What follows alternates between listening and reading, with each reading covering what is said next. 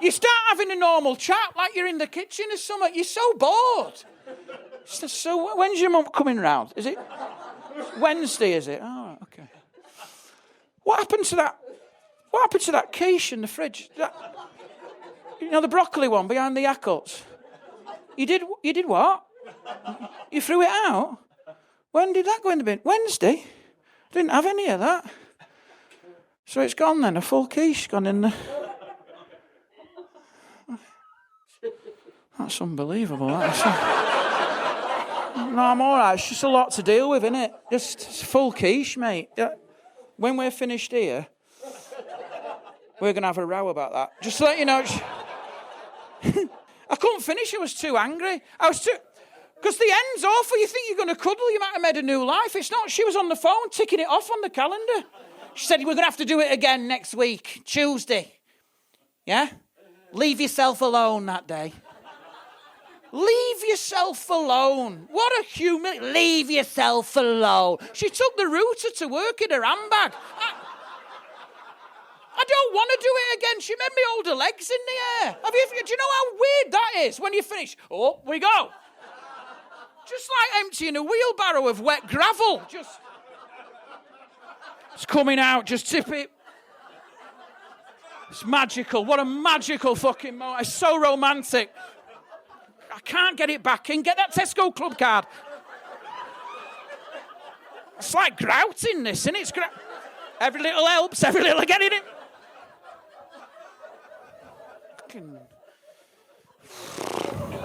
Hello and thanks for tuning into our brand new comedy podcast. It's a funny business with me, your host Wayne Bees. So, how does it work? Well, we film 2 shows over the course of one day at the amazing Fits of Laughter Comedy Club in Stourbridge in the West Midlands in front of 2 completely different studio audiences.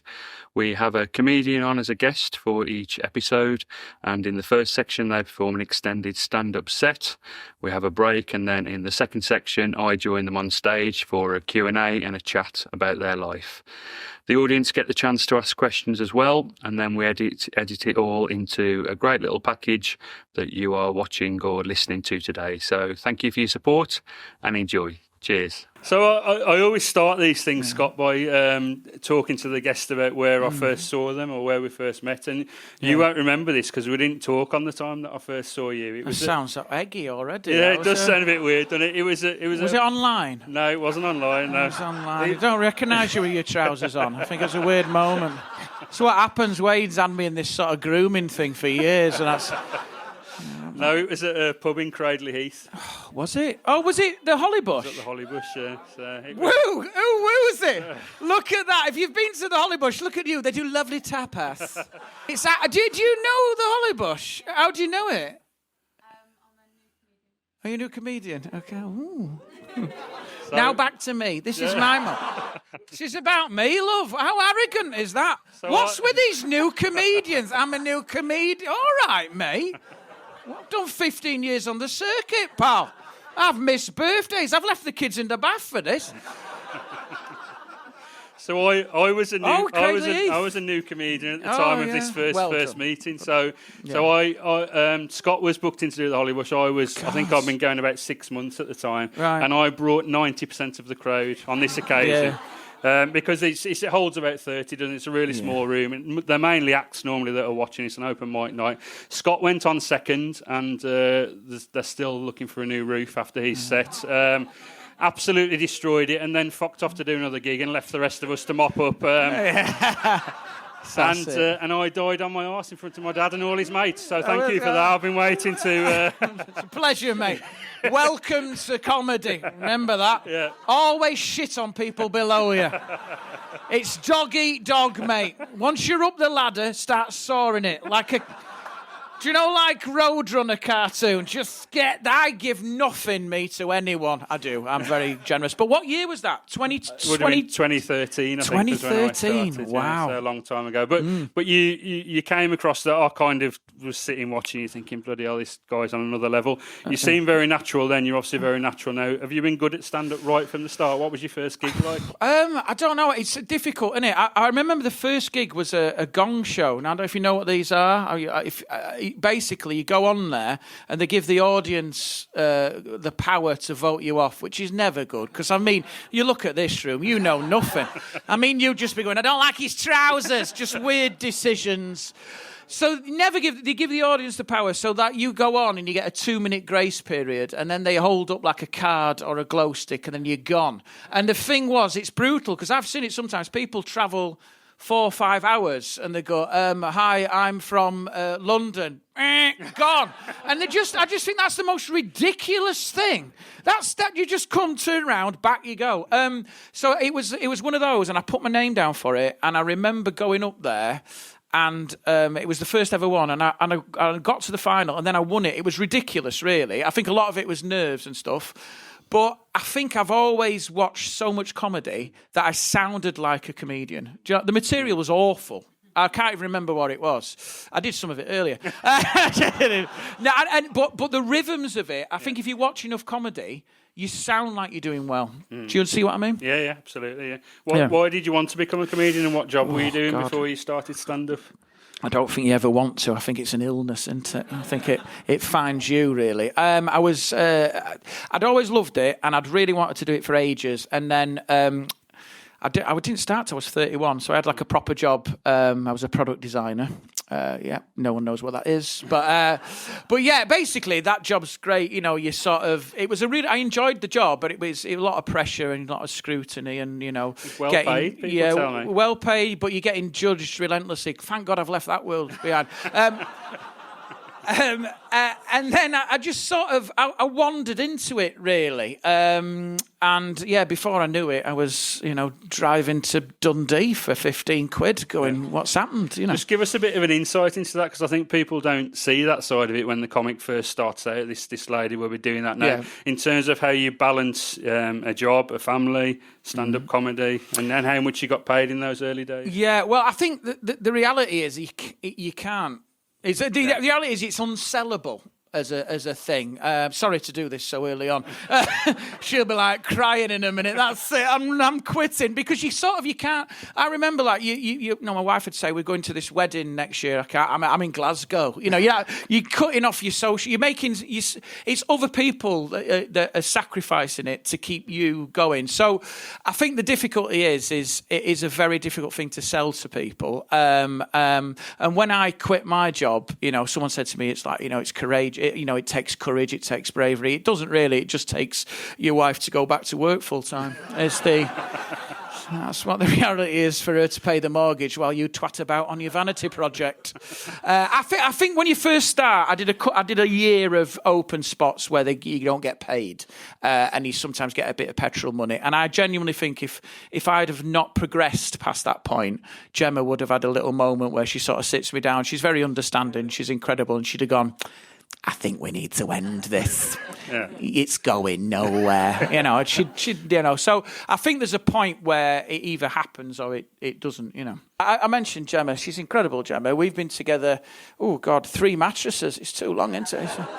15 silent night years. We have them nights in where we snuggle up on the sofa, each of us on our own phones, browsing through Facebook to find the people we should have married. It's very... We don't have casual sex anymore now. It's planned. I like it. No, I like it. You see an invite pop up in the Google Calendar. You click attend, don't you? No, you do. You have to, otherwise someone else gets in. I don't. And when did you tell Gemma that you were taking? Did she know from the very first gig, or did you hide it for a bit? Or? I think after she was there on the first gig, and I think it went well, which probably was the worst thing that could have happened, because you sort of go. But then I think it just sort of escalated, and then I remember when I had to make the decision about what I was doing. So basically, I was at work. I was doing a full-time job. I mean, you must be still Are you still working? Yeah. So it's a weird thing. I never told my boss. I used to keep the world separate. I used to keep this weird, like I was having an affair. It was weird, and it was like I come in with bags under my eyes like that, and he'd be like, "Oh, have you had a tough night?" I said, "Yeah, the baby kept me awake, and I've been in Glasgow." I mean, I'd had like 3 hours sleep. God knows I was doing my job, and I think what happens is you reach a point where you're either going to get rubbish at comedy, or you're going to get fired, or you're going to get divorced. And it was one of those things. Look how I put comedy first.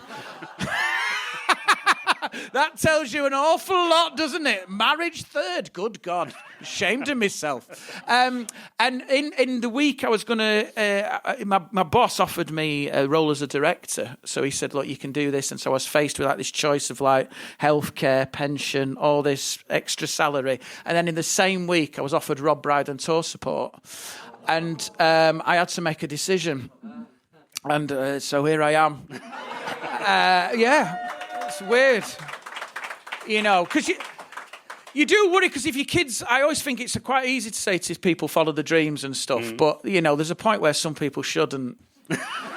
You know, when someone says, I want to follow me, really, dear, I don't think it's going to work out for you. But yeah, I think I wanted to be able to say to my kids, if they want to do something in life, just go for it, you know. And if I hadn't have done it, it'd have been a bit of a, like, hypocritical thing. Absolutely. She's got so many hobbies, that kid. I always know when she's going to give up on one of her hobbies. It's the day after I've bought all the kit. It's just... My loft's full of their failed attempts. It's like a museum of parental disappointment. I go up there, just go, there's $5,000 up here. Hockey sticks, rollerblades, there's a pony walking about. If he weren't for their shit pasta pictures, he'd have died years ago. You know, it's just... Can't get down the ladder, you know. Yeah. You got to encourage your kids, because one of them might make it and I've got no pension. And sometimes they do. Luke Littler, that darts player, 16 years old, already a champion. It's incredible. I was watching that documentary. His dad was on there. He said, I took that boy all around the country. I was always there for him every step of the way. And I thought, I bet you were, Tony. I bet you were. Because every Sunday, my kid plays Little League football and I have to stand on a touchline in the pissing rain, watching her and 10 other shit hobbits. And they are shit. They're all shit, mate. But no one tells them. They're the only ones that don't know the shit. We know the shit. The coach knows the shit. Sometimes the referee runs past and goes, these people are shit. And it's just a big circle of denial, Tony. And if I could swap that for the snug of the Red Lion, I could have... Of course he had a great sitting there. That's it, Luke. You chase your dreams, son. He's going to chase this with a couple of Jaeger bombs. What do you mean you want to give up? You can't. I'm on the quiz team. You've supported a lot of huge names. You just mentioned Rob Brydon. I think you've supported Michael McIntyre, Jason Manford, John Bishop. How does that come about? Do they ask you directly, or is it... Yeah, it sort of networks a little bit, this. I mean, the Brydon one was through his touring company, but a lot of it is comes through, you just bump into people and stuff. And it was really weird, because when I met Rob, the first night I was really sort of stuck, because he's like a hero of mine, like Human Remains and Marion and Jeff, and I had to keep a lid on that, because what you don't want to do is to be supporting someone going, oh, thank you, amazing. You're the whole reason why I'm here, Rob. Then he'd have gone, get rid of him. He's weird. You know, you have to hold down that madness and pretend to assimilate as a normal human. So I was a bit standoffish. But then when we sort of got to know each other, and then it was really weird, because then I'd sort of be like sitting there and like sharing a box of melon or something. It was weird. It was really, because there's a moment where I was thinking, God, that's Rob Brydon, BAFTA winner. I'm just sitting there. And then we've kept that relationship going. So like I've done bits of writing for him. So during COVID, I mean, it's just such a funny story. So we were doing this Zoom call, and I got a shed in my garden where I work from, I hide behind. And where... Do you know what's weird about that shed? Gemma got me that shed. When I quit my job, she said, I've got you a shed to write in. And she put Scott's writing shed, and I was over the moon, right? Yeah, but I'm a bloke, and I'm so stupid, I didn't realise what she'd done. She'd kennelled me.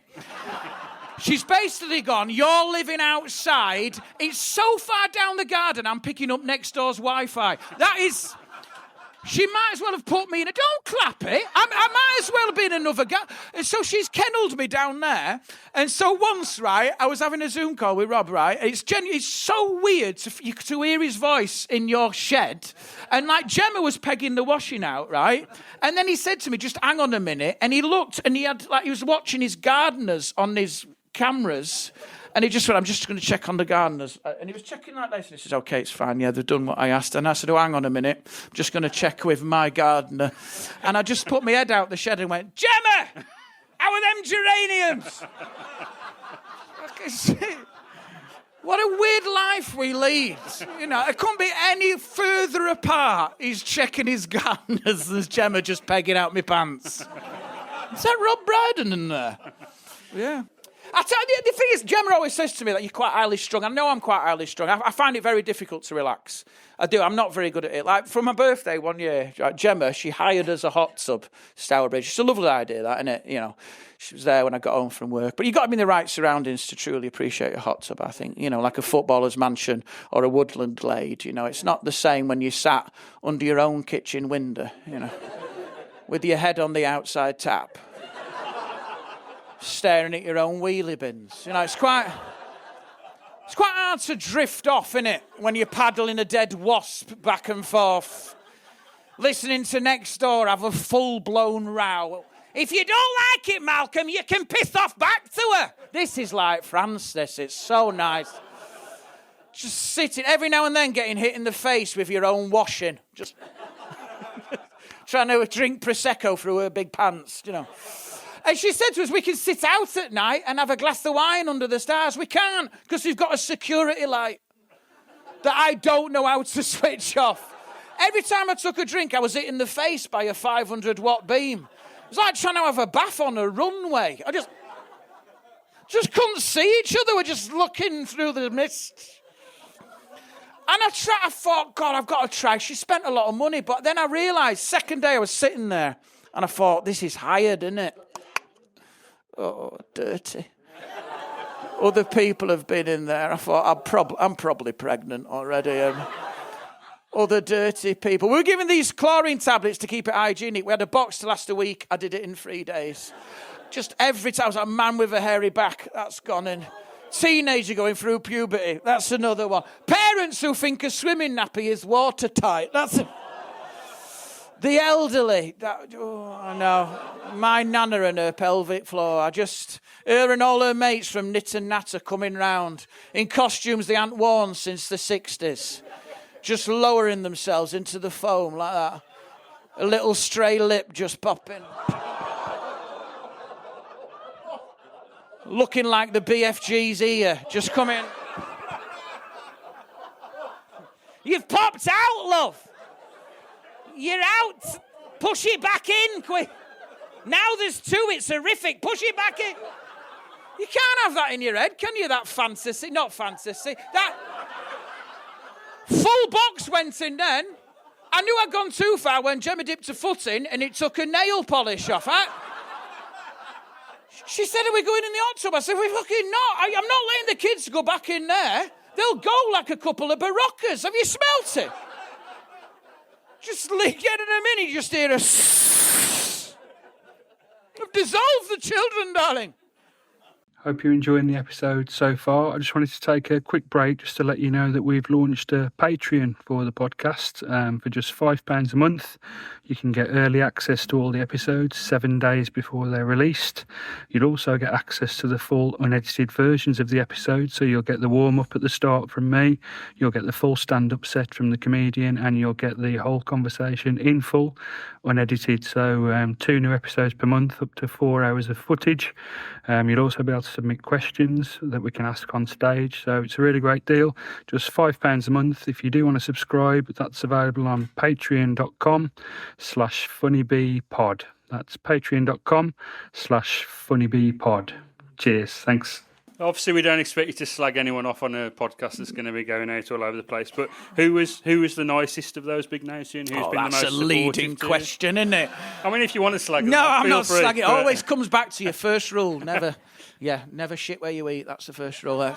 No, they're all amazing. They've all been really supportive, and I think that's what I've learned. I try and do the same. Like, I've got support now on my tours and stuff, and it's about relationships, really. Comedy more than it's a small industry. It's tiny. So if you know the runners and people getting your coffee are the producers of tomorrow.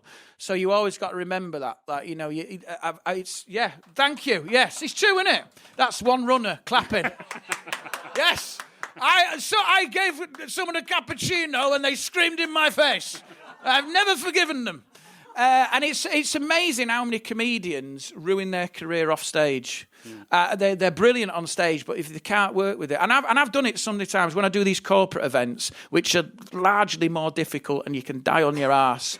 I'm just psychopathically nice. I am anyway, but because then I think at least they've got. Well, he was nice. He was awful, but he was nice. So I think you just got to be aware of that all the time, you know. Yeah, I once supported Mickey Flanagan at the O2. It's a very nice man. I was backstage, I remember, just like this, a little cupboard and everything. And I was backstage, about to come out. My phone went. It was my mum, and I thought I better answer it. And she went, are you nervous? I said, I am. She went, oh, I would be. And then she said, but remember, love, no one's there to see you. So that's... And social media's obviously played a huge part in you've had a massive rise in profile, I think, over the last 12 to 18 months. And I was really pleased personally to see that, because I think of the comics that I know, you and Troy Hawke have probably worked the hardest at that element of the game. I think at one point you were putting a clip out every single day, and they were doing well, but they weren't popping and going viral. How hard is, just explain to the audience how hard that is to deal with mentally when it's not going the way you want it to? Yeah, I mean, I think there's a weird thing happening now in comedy where you've got like a split in the industry, where I think there's people who are quite new who've come via TikTok and that sort of thing, where they've got a massive fan base but no stand-up experience. Yeah. So they're being put on in these big theatres and people only go and see them once. Because you can't cheat stand-up. It's the one thing. You can't just blag it, because audiences can sniff it, and it's so obvious. So, like, I think it's a little bit arrogant to think you can just do it. And I think, but there's another people like Troy, there's people like Jeff Innocent, there's people like Ian Stone who have been going 15, 20 years, who have blown up in social media, and they're the people now who it's really kicking off for, because people see a clip and then they go and see him live and go, oh God, he's got 30 years or she's got 30 years of experience, and they're absolutely incredible. Yeah. So you'd much rather it be that way round. Mm-hmm. I think there's nothing more terrifying for me than going and being put in an arena when you've been going 2 years and you've got no material. It's an anxiety dream, it played out. So I think the social media thing is a blessing and a curse in a way, because you're out on your phone a lot, but there's the television and isn't having the same impact as it used to, and people aren't watching telly in the same way. And this is like, you've removed the barrier between yourself and the audience, and you've got it directly onto their phone, and it's been great. You find your audience much quicker. So I think it was surprising, but now it's happened. It's like everything's got easier. Yeah, everything's got easier. And so when you put a clip out, are you watching your phone constantly to see who's liking it and commenting? Come on, another like, one more like, and it'll fill the hole in my life. It doesn't. No, you have to just. But that's true, isn't it? Yeah, it's all true, mate. None of this is lies. I'm sitting there. I get the children. Another like, Daddy. Put it on the board. No, I think the thing I've found is you got to engage, so you can sell tickets that way. So it becomes an ongoing dialogue, really, and but it does blur the lines a little bit between you and who you are on stage. It's an interesting time. I think if you can keep it at arm's length, it's an incredibly powerful tool.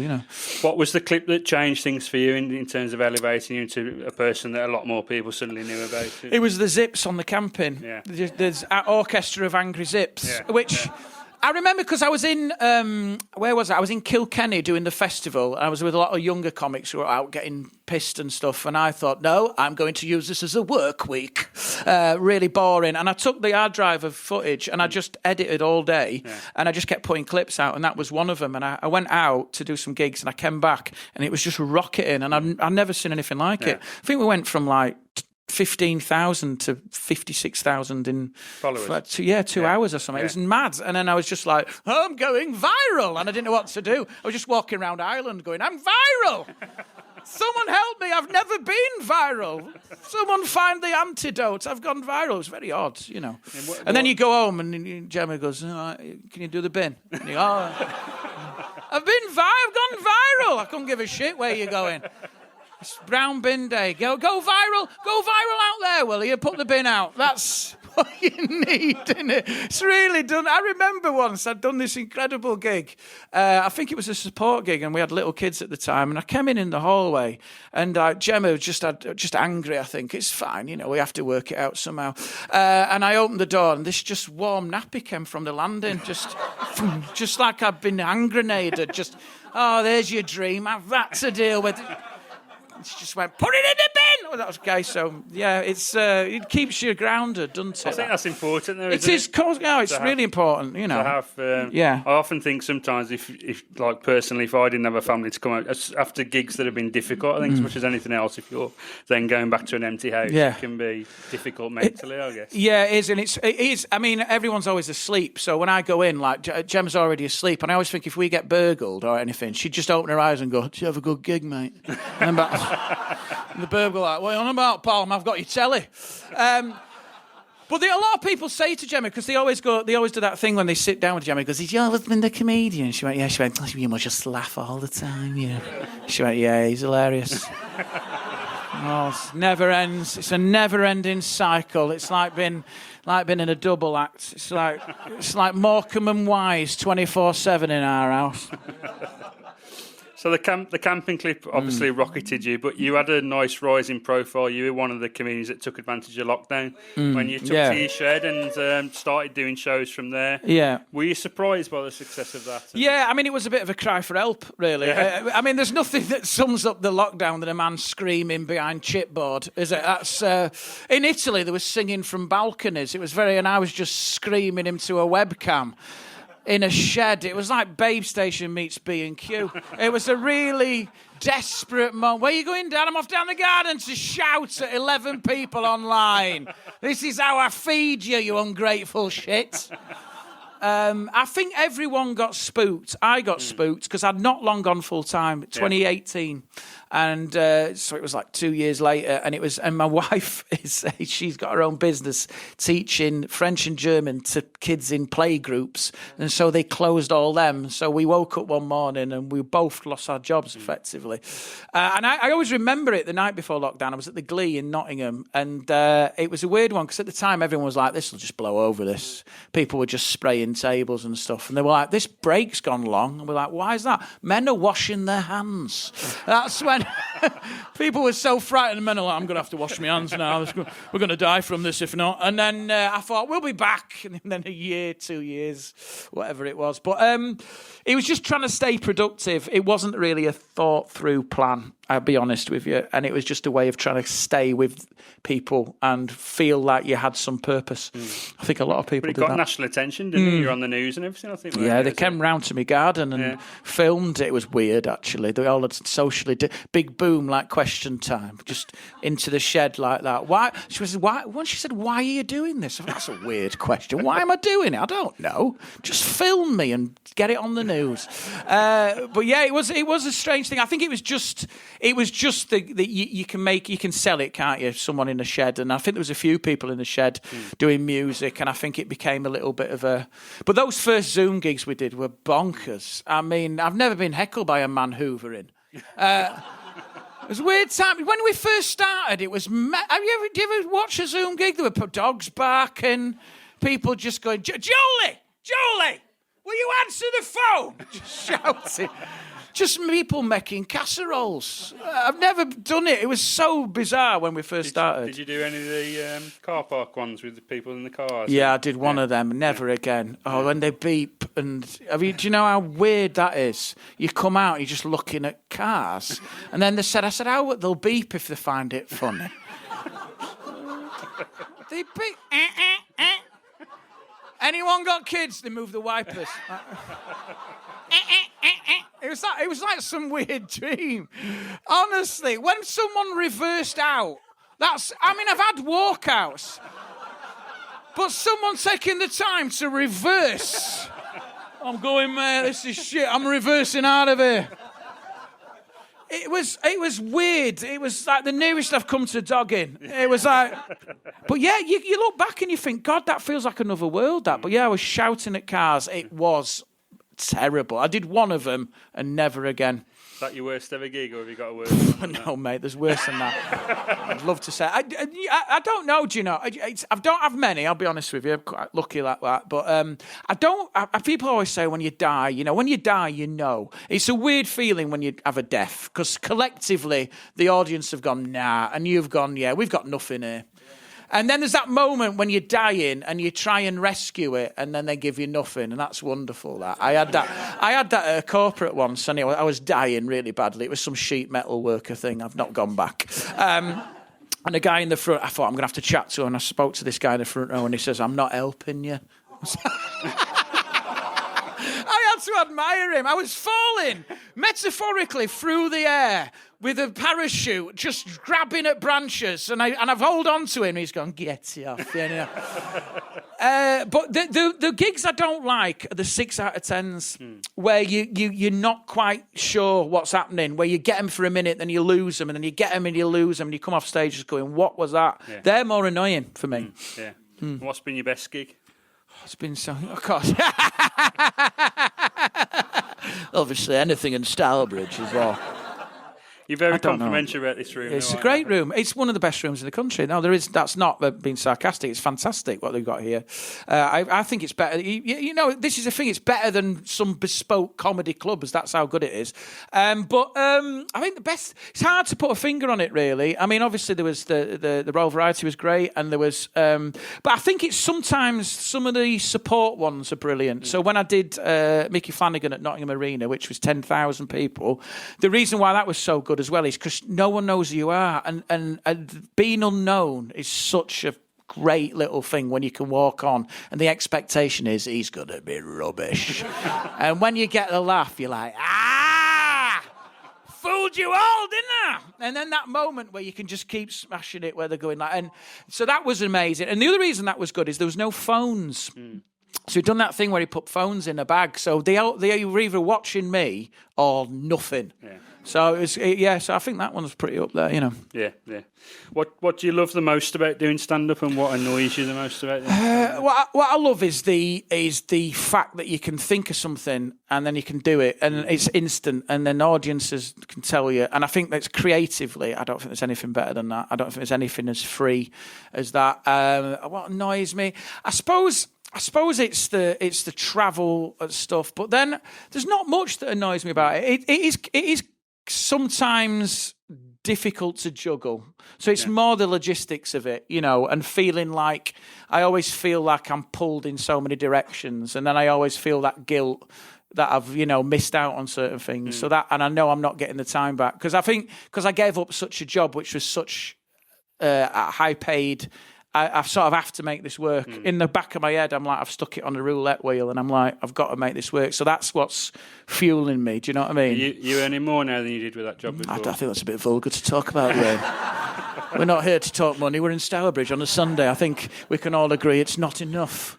I'll take that as a no, then. We do okay. Do you know what? We do okay. Yeah. I mean, I'm driving a hybrid Toyota, so I think you'll find I'm doing very well. No, it's difficult. It's difficult to juggle, is what you start to find, and you need someone. Like I've often thought that it is really Gemma who's facilitated a lot of it, because I think a lot of comedians hit a point where you have to choose between your partner and your marriage and comedy, and a lot of them choose comedy genuinely. And I think sort of Gemma, I didn't do it when I met Gemma. I sort of inflicted it on her. So I sort of it is like I was seeing someone else, and I've just gone, I'm doing this now, see you later. And she's been there all the way, and I think that's that's another reason why I'm able to keep doing it. Thing that probably annoys me the most, talking about what annoys you the most, what's your stand? Are you finding that people are talking more now in audiences, and do you put it down to social media and lack of attention spans and watching 1-minute clips? Yeah, people like you have been putting out. Yeah, everyone says watching Your me. Bloody fault. I've had some people watching me on their phone whilst watching me, and I'm like, I'm here. I think generally since COVID, it's been one of those, isn't it? But I sort of sympathise really because I've had it at certain gigs where you see the little light come up and it's like E.T. at the back of the room, and you just go, come on. But I've stopped dealing with it, if I'm being honest, because you don't know, people's lives are on the phone now, and it's really hard to separate that from it. But I think you just have to deal with it. I think it's been a problem. When you go and watch music now, everyone's filming gigs, aren't they? I mean, who's watching that back? Who's going, that was a great night at Black Sabbath. Let's watch it on shitty phone with a shitty audio. It's like we're almost there. It sounds like you're in a bin. Why are you watching it back? So I think it does, I think it's just one of those problems for the arts in general, I think. I worry about the next generation coming up. I worry that we're just not going to have a live industry. Do you think? This has been a lovely chat, Wayne. Yeah. We'll be well out of it by then, so it doesn't matter to us. I love that. Yeah. Bring me on a podcast about my career, just to let you know you've got about a year left. I've seen the writing on the wall, mate. You're in a dying industry. You might as well be mining coal, you idiot. Should have stayed in your old job. I feel like I'm doing a podcast with my mum. I told you. Stay in your old job. What did I say? This industry's dying. Dancing around online like a prick. Living as a jester. You got 2 children and a mortgage. In the dying industry. You're a promoter, you idiot. Imagine that. He promotes gigs. Yeah, the industry's dying, mate. Come and see the show. It's dying. We've got about a year left. We're resuscitating it right now. It's on life support. I think, ironically, I think live industry is going to be all right. And I'll tell you why. I do think it's going to be all right because I think like music now, if you go and see an act, the only way they're making money is touring. No one's making money on Spotify. No one's making money streaming. You have to be good live. And I think, and then people go, it's cost me 7 kidneys to see Oasis. But then you go, well, yeah, because that's the only way people are making money. Yeah. So I think, and comedy, really, 25 quid. Yes, compared to 150, it's still a really good buy, I think, and I think it's still live comedy is unlike anything else, Yeah. I don't disagree with any of that. We've pulled it round. No, I don't. Long live comedy. I guess from my point of view, like my kids, how old are they now? 19 and 17. Yeah, I can't see them going out to watch live comedy, even though they've been brought up in it. Like they've been at a lot of the shows, and I just worry about the younger generation. And music will be fine, like they go to bloody shitloads of gigs and everything, and God knows how much. But I just think, are they going to watch stand-up comedy? And I'm not sure. I don't know. I know what you mean, but then they become older. Yeah. So then they go through stuff. It's a difficult cycle. I know what you mean. I know what you're saying, but then do they consume stuff in a different way anyway? But I think as soon as you, like, the core audience, 40, 35, 40, when you hit that, you start seeking stand-up, I think. Even older. You're only 37, Ron. I can't work that out. But yeah. Ron's my core demographic. I don't worry about hecklers, I worry about bladders. My tour shows are 11 minutes long. People are just on commodes. What's your... I've got a question on that, actually. What's your view commodes? On... No. It's very niche. It'd be amazing if I did. Have you been asking that in every podcast? Paul Sinner, what do you think of commodes? Johnny Cole, what do you think of commodes? And then now it's just gone, it's relevant. I've got a sponsorship deal, so I've got to ask it, I'm sponsored by Bristol, mate. Yeah, I used to design for them, that's why I know that. They make commodes. There you go, that's the detail you don't get with McIntyre. I finally found the right person to ask it to. It's incredible. Yeah. You sort of look, don't you, at your parents? I'm jealous of my mum and dad. My dad's a proper bloke as well, like called Roy. It's a proper bloke's name, innit? People called Roy come out the womb already able to grout a bathroom. That's just... I don't think there was pictures of him as a baby. I don't think he ever was one. I think he just came out fully grown. One day he just went, it's too warm in here. You need to knock through, love. It needs to be open plan. I'll come back next week, give you a quote. Then he just drove himself to playgroup. And he's a great man. He's never paid for parking in his life. He's very proud of that. When we were kids, used to go into town. He would leave the car at the Jehovah's Witness temple. He'd just leave it and walk away. I'd be like, Dad, what are you going to do if you get caught? He said, I'll join. You don't know what they believe in. Well, they believe in free parking. That's first commandment, pray and display. They're good people. You don't get away with it, Dad. I will. All the witnesses are in there. So it's quite hard to get my dad to move with the times, really. We bought him an iPad so he could FaceTime the kids. He never got the hang of that. He would ring us first, half an hour before to ask if everyone was prepared for the FaceTime. It's not live, Dad? Just have a go, right? And he couldn't use the camera. For 2 weeks, we were being FaceTimed by a fridge freezer. And then all of a sudden, accompanied by some heavy breathing, this eye would come creeping in like, here's Grandad. How's that little granddaughter? Shitting herself. It's not even 6:30, Dad. We've just been FaceTimed by the hills of eyes, mate. What time is it where you are? Same as you. He don't trust it. He's got a sat-nav. I was in the car with him. He switches it on, puts in the postcode, and then doesn't follow it. He drives against it just so it has to reroute and agree with him. I'm in the car. I said, Dad, she just said to go left. He says, no, she always gets it wrong, this woman. And then he said, just you watch. She'll change her mind in a minute. What's your view on heckling? Because obviously there's been a lot of comics now are putting out lots of videos, comic versus heckler, comic destroys heckler. Do you think it's an enjoyable part of the live experience, or do you think they're a pain in the arse? I think it distorts that, because I think sometimes people go to comedy thinking they are the show, and then I think also it goes to the point where people are scared because they think they're going to be the show. So I think there's a difference. I think with my audience, I found my audience to be a lovely. I've almost curated them a little bit. They're great. Yeah, I don't really have problems at all. Yeah. I had someone nod off. I mean. And I sort of said that is a great heckle. That's took planning. That he's had to work nights for that. When you go to see Scott Bennett, I'm just gonna have another few nights awake. Just wait till he gets to a sweet spot, and then I'm going like that. But I shouldn't have asked my dad to come. But the point, I think heckling. I think you've got to judge it on its merits. I think it depends. I think there's a lot of people hunting for clips, and I think my attitude on it is really I don't ever prepare for it, because I think, and I don't really get it. I'll be honest with you, I very rarely get it. I get it when I do weekend clubs, but then you just deal with it. But I think there's an interesting thing about if it's the atmosphere you create, isn't it? Yeah. If you're creating like a community and everyone's together and you're not cruel, do you know what I mean?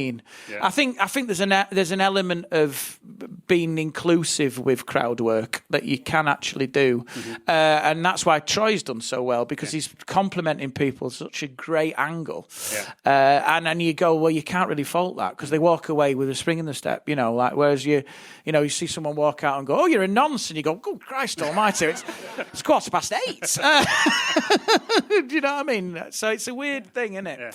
Yeah. It's difficult, isn't it? This is the thing, because I've got little... she's only 5, that one. Well, 3 when we go swimming. And it's just 4 on the bus, 3 on the train. She's confused now, Every birthday is a genuine surprise for all of us. She just wanders round. How old am I today? Depends what we're doing, really. You said Alton Towers. Right, well, getting that baby grow looks small. I'm not... paying 48 quid for you to go on some teacup, stickhead. All right, what does Daddy say? Get on board with the fraud. That's what he said. Stop talking. We're trying to breastfeed you. You see, you have to commit to it, really. You go through a turnstile with a 5-year-old hang off your tit. They wave you through. They don't want to deal with that family. They think you're weird, especially when I'm the one feeding her. She is. So latch on for Daddy. There's a good girl. I've got some more questions, and we haven't touched on live at the Follow the Royal Variety, which I'll come back to in a bit, but might be a good point to throw it open to the audience, see if anyone's... we've got questions already, so yeah, okay. Wow. So we've got 2 over here, Eddie, so if we can take the lady on this... Oh, you've got a microphone, my God, it's question time. Proper. Oh my God, this is more organised than it looked. Give the mic. Have you got the mic? I've got the mic. Oh, she's all right. Don't be so aggressive. That's what. It's not on though, but she's got it. 1, 2. I've got the mic. I was like the quietest voice in the world, like that woman on Police Academy. I've got the mic. Okay. Hi, Scott. Hello. At the risk of sounding a bit stalkerish, I've been following you since pre-COVID. Oh, good God, that is weird. It is a bit weird. And I've seen you at a couple of strange venues, but the strangest one was Coventry. Oh. And it was during their comedy festival. I don't remember that. You probably don't. I think I've blacked that one out of my mind, actually. In the audience, you had to come out and perform, and then we decided if we'd pay you or not. Do you not remember it? Nope. I'll tell you what, my God, that's a flashback. Bless you. I'd seen you twice and you were brilliant. Oh, God. And then you walked out and there's 5 of us sat there and you just looked at us and went... Oh, I think I remember it was like a works disciplinary, wasn't it? It felt like a speed awareness course. I tell you what, that £5 was the greatest money I've earned. Was it in like the Coventry Comedy Festival? Yeah, it was. And we went around all these venues and it was boiling hot. Yeah, that's yeah. You had a go, bless you. And you had a go. Do you know what? That's going straight on the comedy CV, that is. This is what I'm saying. Can we not filter these questions? Have you ever watched an audience with Billy Connolly? You know when this is what this is trying to be? When they'd ask a question, you ask a question at a high point. You don't say, do you remember when you had to go?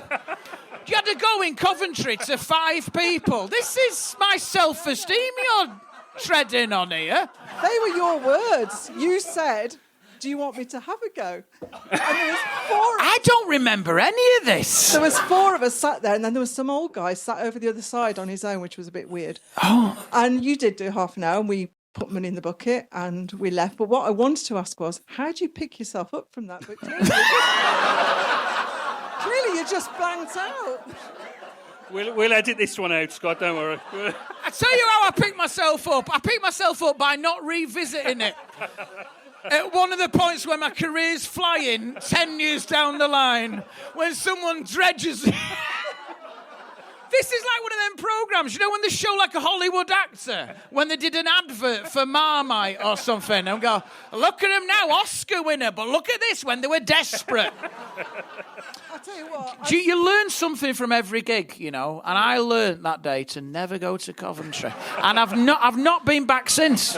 Well, can I just say, I've driven 45 miles from Warwick today to come and see you. Because I've seen you in Kenilworth, and you're on at Warwick Arts Centre, 21st of March, 2026. Look at this, yeah. It'd be even better if she got the mic switched on. But she's holding it and giving it a go. She's on commission. Because I'm away. Anyway, you were brilliant, and thank you for carrying on. Thank you. You've got so good. Yeah, it might have been. Thank you for carrying on.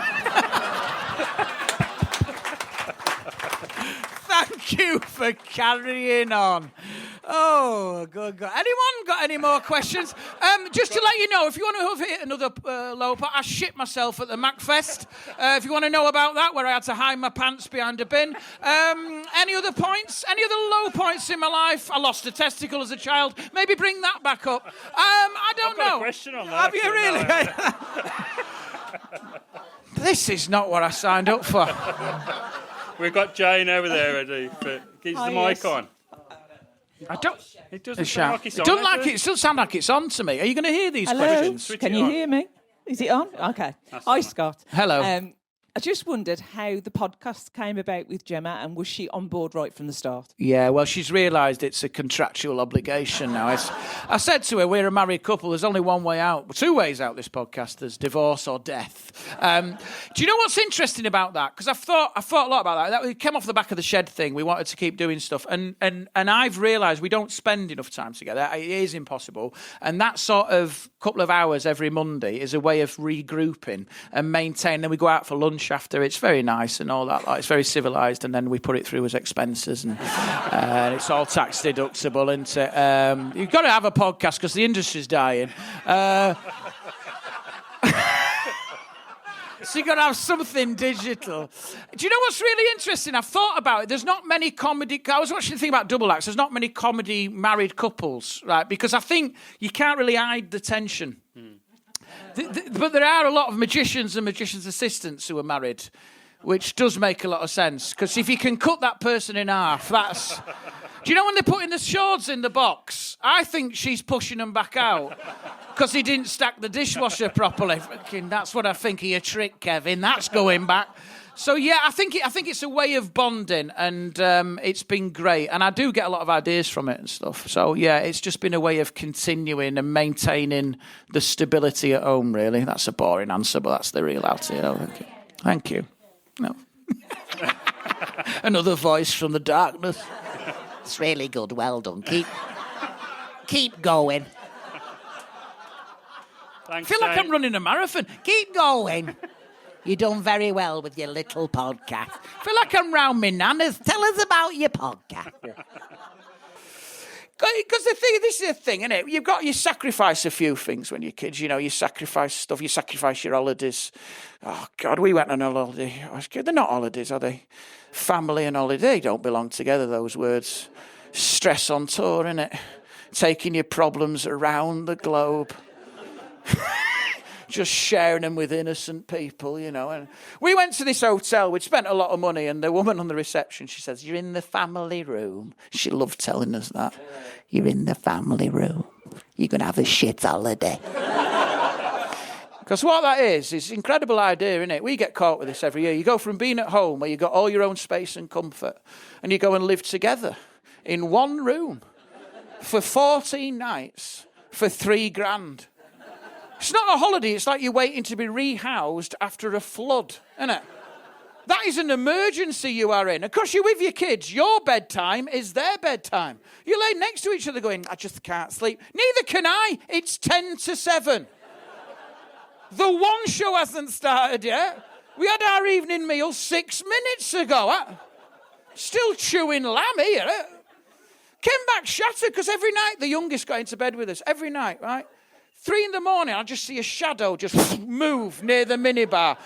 And then she got into bed with us from the bottom of the quilt. Do you know how terrifying that is at 3 in the morning? Just seeing a mound just moving towards your ball sack. Do you know, can you imagine? It's like a Japanese horror film. I was like, "Ah! Gemma, there's something in the bed."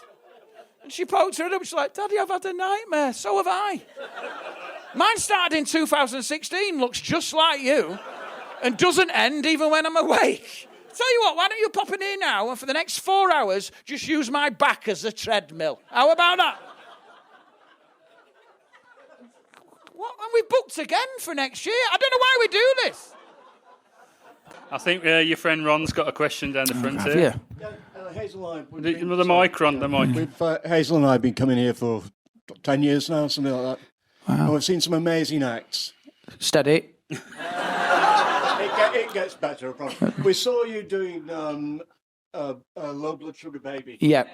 About 2 or 3 months. Thank you. Yes. It was one of the very, very best gigs we've seen. And what amazed me about it was thinking that wasn't just a gig for Katie Fitzgerald. You were going to be doing that all over the country. Mm. So how did you keep the emotional ups and downs of that? Because the emotion was great. Then the humour, then the emotion. I've never experienced a gig like it. How did you manage to keep that going all through your tour? I think the thing is, it is hard to replicate it because you want it to feel like it's in the room, and for those people, it's the first time they've seen it. But it's the first time ever because it was a true story.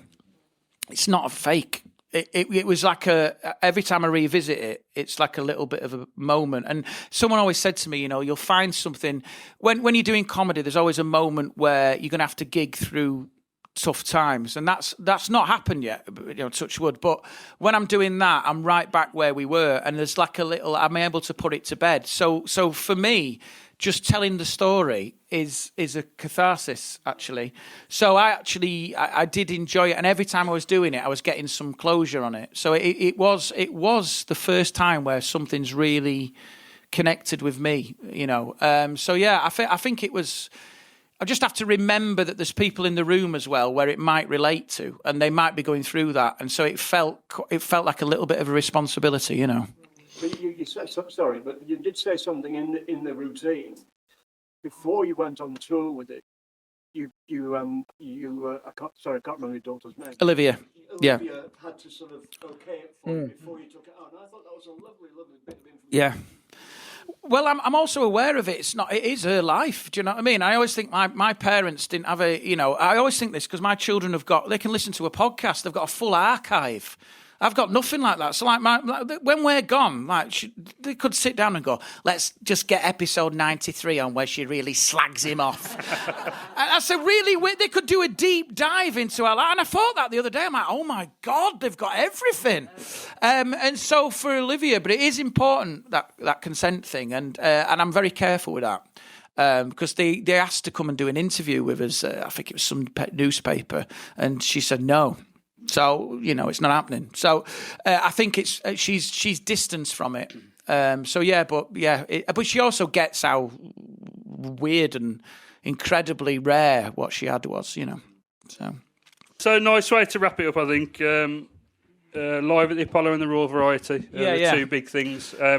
How did tell us a bit about the process of how Live at the Apollo comes about? Do you have to audition for it? Or I think sort of you get on a radar, and then I had to come this way a bit shot just in case you're off the camera. Just come over here a bit. I thought you were thinking about my safety, but no, not at all. No. Not bothered about that. You're off the camera. Got no PLI insurance. I'm about 6 foot up here. I feel like I'm cleaning the windows. Couple of elevators. Come on, get in. You're off the camera. Mercenary.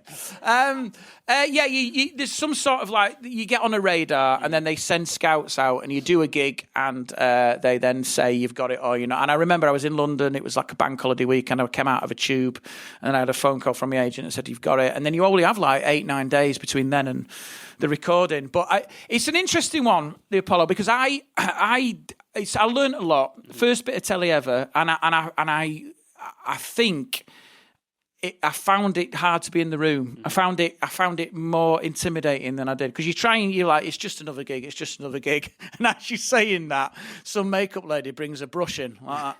You're like, it's just a normal gig, and she's like. Starts dabbing your face and stuff. And they're like, it's just a normal gig. In a minute, that bit's going to go up and there's going to be a load of smoke and then 3,500 people. It's just a normal gig. And it's quite hard because then they start, and what you don't see at home is they're brightly lit. Yeah. They're not in the dark. They're bright because they have to be for the cutaways. So you walk out and you see everyone. And then also as well, there's no warm-up or anything. They just have a compere who does material and you're straight in. And they're watching 3 shows a day. So by the time you get on, they could be like, oh, God, I've got to go home. And it's a harder gig than it looks, actually. And I did learn a lot from it. And then when I did the Royal Variety, I went with a completely different mindset. Yeah. And I really enjoyed it. I was in the room, still enjoyed the Apollo, but I was in the room with the Royal Variety, and it was it felt like I was comfortable and, but it's very strange that though, because you don't realise, I never really, I was stood there at one point and there was just Andrew Lloyd Webber with an orange, just peeling an orange. And fucking Andrew Lloyd Webber, that. And then Elton John just came past in a wheelchair. I was like, that's Elton. Is that Elton John there? No, Lorraine Kelly having a baked potato. You're like, this is mad. Penn and Teller just weeing next to you in the box. You're like, this is madness. This is some sort of fever dream. But yeah, it's like a really strange moment, And a nice story to finish on, I think. Obviously, you got a new fan from the Royal Variety. There was some great national newspaper coverage about the picture of the King laughing at the camping joke, I think, the zip one. But the feedback you got online wasn't complimentary on your comedy, was it? Oh, no. First, this is a weird moment. It's in my new show, actually, but your comments come in, and I try and stay offline, but they sent this clip out, and it was on, Australia. It went to Australia, and then it was boom, boom, and then the first comment was he's got a lump in his neck, he has. What's that lump in your neck? And it was just all the way through. His neck's pregnant. That's what. And then I started getting emails, doctors going, I don't know who you are, but I've watched your Royal Variety. You need to get your neck checked out. And I'm stood there, I'm going, this is my big moment here. I'm getting diagnosis from everywhere. And then someone said, oh, yeah, my uncle had that. And he was dead by Christmas. And I'm looking, going, and then I said to the kids, I'm not making this up, I said to the kids, just scroll through and find something about the joke. There's nothing. And then my youngest went, oh, this one, is he wearing a wig? 4K is not your friend. It's brutal. Every little thing. And I went and had it checked out, and I had to make an appointment with the doctor because I was shitting myself. I thought, that's happened, you know. People have been diagnosed while people have watched them do stuff. So I went to the doctor, and I had to show her the performance, and she sat and watched it in silence. She's just going like that. She's just watching. I'm watching her face. That's the most brutal, dying in the doctors. And she's looking and she's going like that. And then she's like, is that a wig? I'm like, no. She's looking down at this footage. And then she never smiled, not even a flinch. She never smiled. And she looked and she said, just stand up. She's doing this. She's just muscular neck. You've got a 6-pack in your neck. Like I say, you know, if I'm glad it wasn't bad news, it'd have been hard to swallow. Hey. Not with this bicep in my neck. Got a Schwarzenegger neck. It's incredible. Just, yeah. So it's strange when you go, there's always people who write stuff. Do you know what I mean? I've had people. What I've tried to do now with, this is mad, right? I'll just tell you this. This is the world of social media. You get people writing stuff. Do you remember when we didn't have social media and these people were just in the bunker somewhere or in a basement or sat behind a gambling machine in a pub just going, yeah. But now they're online and they've got a voice now and everyone's got to hear them. And I tell you, this is the best thing. I used to put these crowd work clips out and someone said, these are all actors. These people, this is canned laughter, and these are actors. And so what I did was, rather than leave that, the best thing to do is to respond, because it pumps up the algorithm. Remember that. It promotes arguments and conflicts are promoted more than compliments. Just to let you know the world we're in, we're all in a big dogfight, just to let you know. So basically what I did was I put out a video, and if you put out a video saying apology, everyone watches it because they want to see you get cancelled. So I put this video out and I said, I just want to confess that, yes, all these videos, I've got a minibus of people that I take round the country with me, and we rehearse on the way to gigs. So actually, there's a person in Doncaster was playing a plumber, and I said, the laughter is all canned laughter. I said, I once did a gig above a harvester in Wolverhampton, and if you listen carefully, you can hear the clink of the salad bar. And so I did all this, and I said, I'm so sorry to everyone I let down. It's a real apology. No, I'm going to make sure it's real from now. We're in a world of fake news, and I put this clip out. The first comment, I knew it!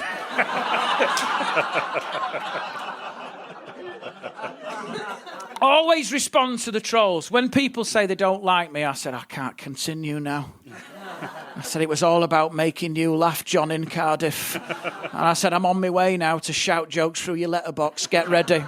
I don't let them back down. I do. I try and convince and convert everyone like a religious thing. And you're convincing more and more people every day, and it's fantastic. As someone who's known you for, as I say, 10 plus years since the Hollybush, it's fantastic to see. You've been the best guest we've had on here so far, Scott, and I didn't expect anything less. Thank you very much for doing it. And ladies and gentlemen, Scott Bennett. Thank you.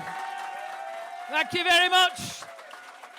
Support live comedy. It's dying. It's dying. Enjoy your Sunday.